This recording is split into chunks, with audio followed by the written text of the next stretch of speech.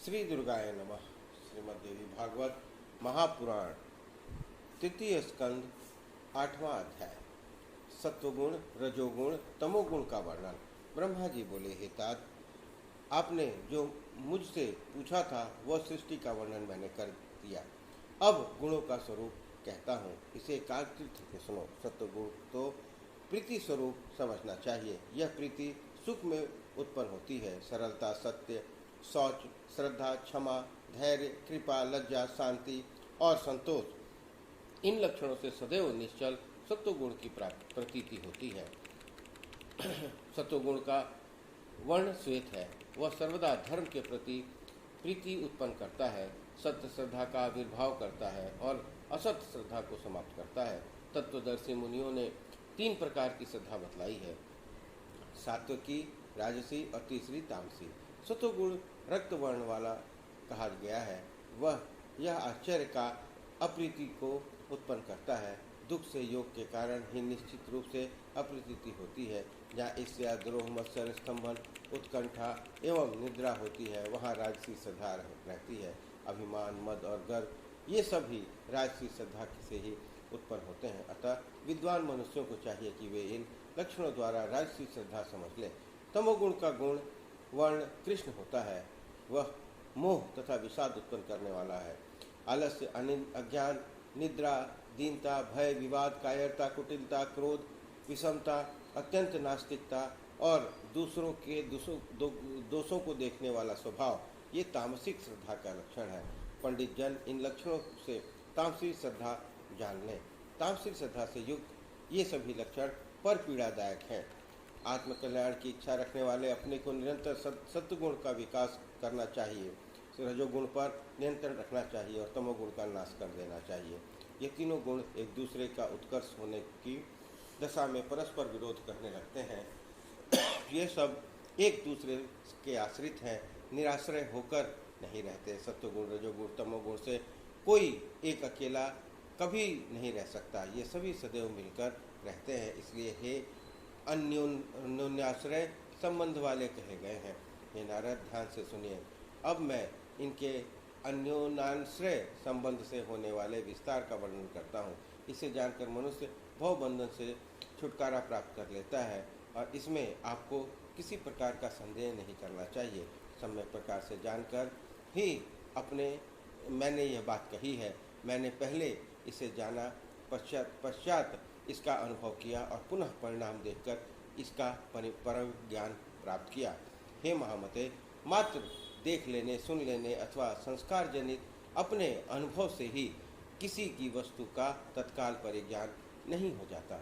जैसे किसी पवित्र तीर्थ के विषय में सुनकर किसी व्यक्ति के हृदय में राजसी श्रद्धा उत्पन्न हो गई है और वह उस तीर्थ में चला गया। वहाँ पहुंचकर उसने वही देखा जैसा पहले सुना था। उस तीर्थ में उसने स्नान करके कृत्य किया और राजसी दान भी किया। रजोगुण से युक्त रहकर उस व्यक्ति ने कुछ समय तक वहाँ तीर्थवास भी किया, किंतु ऐसा करके भी वह राग द्वेष से मुक्त नहीं हो पाया। वह काम, क्रोध आदि विकारों से आच्छादित ही रहा। पुनः अपने घर लौट आया और वह पूर्व की भांति वैसे ही रहने लगा। हे मुनीश्वर, उस व्यक्ति ने तीर्थ की महिमा को सुनी थी, किंतु उसका सम्यक अनुभव नहीं किया। इसी कारण उसे तीर्थ यात्रा का कोई फल नहीं मिला। अतः हे नारद, उसका सुनना न सुनने के बराबर समझे। हे मुनि श्रेष्ठ, आप यह जान लें कि तीर्थ यात्रा का फल पाप से छुटकारा प्राप्त करना है। यह वैसे ही है जैसे संसार की कृषि का फल उत्पादित अन्न का भक्षण है। जो काम, क्रोध, लोभ, मोह, तृष्णा, द्वेष, राग, मद, परदोष दर्शन, ईर्ष्या, सहनशीलता का भाव और अशांति आदि है, ये पाप में शरीर के विकार हैं। हे नारद, जब तक ये पाप शरीर से नहीं निकलते तब तक मनुष्य पापी ही रहता है। तीर्थ यात्रा कर लेने पर भी यदि ये पाप देह से नहीं निकलते तो तीर्थाटन करने का वह परिश्रम उसी प्रकार व्यर्थ है जैसे किसी किसान का उस भूमि ने परिश्रम पूर्वक खेत को खोदा, अत्यंत कोट भूमि को जोता, उसमें महंगे बीज बोया और अन्य आवश्यक कार्य किए और फल प्राप्ति की उसकी इच्छा से उसकी रक्षा के लिए दिन रात अनेक कष्ट सहे, किंतु फल भोगने के समय हेमंत काल आने पर वह सो गया, जिससे व्याघ्र आदि अन्य पशुओं तथा टिड्डियों ने उस फसल को खा लिया। अंत में वह किसान सर्वदा निराश हो गया। उसी प्रकार हे पुत्र, तीर्थ में किया गया वह श्रम भी कष्टदायक ही सिद्ध होता है, उसका कोई फल नहीं मिलता है। नारद, शास्त्र के अवलोकन से सत्वगुण सम्मुत होता है और बड़ी तेजी से बढ़ता है। उसका फल यह होता है कि तामस पदार्थों के प्रति वैराग्य हो जाता है। वह सत्वगुण, रज और तम इन दोनों को बलपूर्वक दबा देता है। लोभ के कारण रजोगुण अत्यंत तीव्र हो जाता है और बढ़ा हुआ रजोगुण सत्व और तम इन दोनों को दबा देता है। उसी प्रकार तमोगुण मोह के कारण तीव्रता को प्राप्त होकर सत्वगुण और रजोगुण इन दोनों को दबा देता है। ये गुण जिस प्रकार एक दूसरे को दबाते हैं उसे मैं यहाँ पर विस्तार पूर्वक कह रहा हूँ। जब सत्वगुण बढ़ता है उस समय बुद्धि धर्म से स्थित होती है और उस समय वो रजोगुण और तमोगुण से उत्पन्न ब्रह्म विषयों को चिंतन नहीं करती। उस समय बुद्धि सत्वगुण से उत्पन्न होने वाले कार्य को अपनाती है, जिसके अतिरिक्त वह अन्य कार्यों में नहीं फंसती। बुद्धि बिना प्रयास के ही धर्म तथा यज्ञादि कार्य में प्रवृत्त हो जाती है। मोक्ष की अभिलाषा से मनुष्य उस समय सात्विक पदार्थों के भोग में प्रवृत्त रहता है, वह राजसी भोगों से लिप्त नहीं होता। तब भला वह तमोगुणी कार्य में क्यों लगेगा। इस प्रकार पहले रजोगुणी की बात करके वह तमोगुणी को पराजित करता है।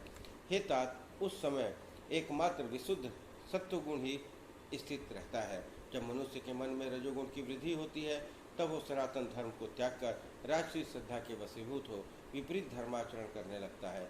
रजोगुण बढ़ने से धन की वृद्धि होती है और भोग और राजसी हो जाता है। उस दशा में सत्वगुण दूर चला जाता है और उससे तमोगुण भी दब जाता है। वह तमोगुण की वृद्धि होती है और वह उत्किट हो जाता है।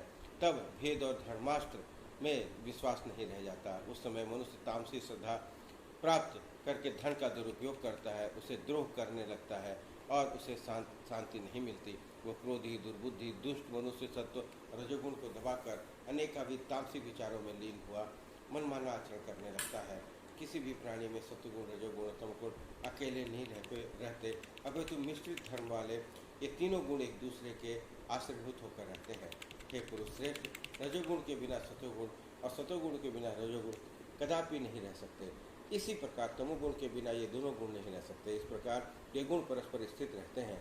सत्वगुण और रजोगुण के बिना तमोगुण नहीं रहता, क्योंकि इन मिश्रित धर्म वाले सभी गुणों की स्थिति कार्य कारण भाव से विभिन्न प्रकार की होती है। ये सभी गुण अन्योन्याश्रय भाव से विद्यमान रहते हैं, अलग अलग भाव से नहीं। प्रसवधर्मी होने के कारण एक दूसरे के उत्पादक भी होते हैं। सत्वगुण कभी रजोगुण को और कभी तमोगुण को उत्पन्न करता है। इसी तरह रजोगुण भी सत्वगुण को और तमोगुण को उत्पन्न करता है। इस प्रकार तमोगुण भी सत्वगुण और रजोगुण को भी उत्पन्न करता है। ये तीनों गुण आपस में एक दूसरे को उसी तरह उत्पन्न कर देते हैं जिस प्रकार मिट्टी का लोंढा घड़े को उत्पन्न कर देता है।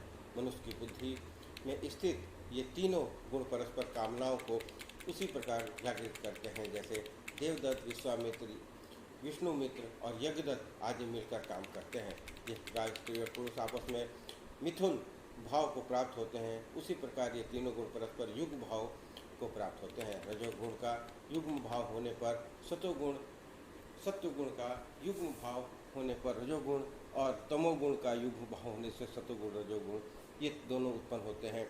ऐसा कहा जाता है नारद जी। इस प्रकार पिताजी ने तीनों गुणों के अति उत्तम स्वरूप का वर्णन किया। इसे सुनने से के पश्चात मैंने पुनः पितामह ब्रह्मा जी से पूछा। इस प्रकार श्रीमद् देवी भागवत महापुराण तृतीय स्कंद 8वां अध्याय संपन्न हुआ। बोलिए दुर्गा महारानी की जय।